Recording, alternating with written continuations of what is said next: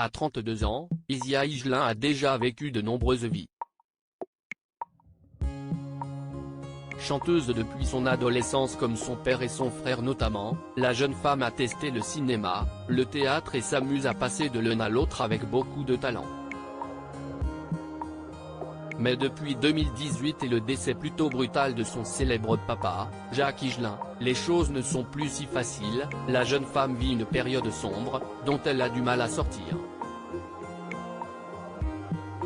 Lors d'un portrait avec nos confrères du Monde, elle s'est confiée en toute transparence: « J'ai vraiment du mal à faire le deuil. J'ai l'impression que mon père et moi, on s'est toujours connus. J'avais 26 ans quand il est mort et tout me le rappelle, tout me ramène à lui, un détail de la vie, une mélodie. » Raconte-t-elle en effet. Une belle confidence, qui précède ses souvenirs de son enfance extraordinaire, elle, la petite dernière d'une fratrie composée exclusivement de garçons et dont chacun avait une maman différente, Arthur, 56 ans, né de l'histoire du chanteur avec Nicole Courtois et Ken, 50 ans, dont la mère est Kouélane Nguyen. Mon meilleur copain il était gaga, se souvient-elle notamment.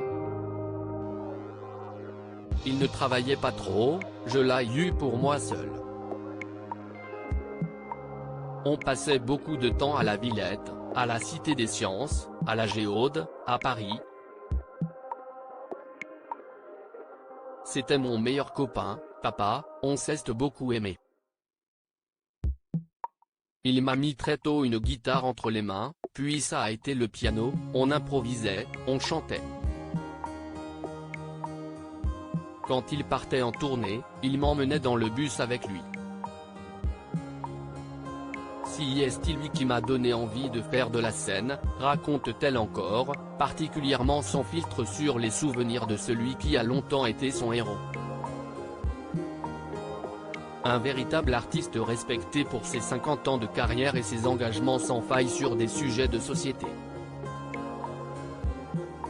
Et si sa fille semble prête à continuer de suivre ses pas, elle flanche cependant parfois devant un climat ambiant difficile.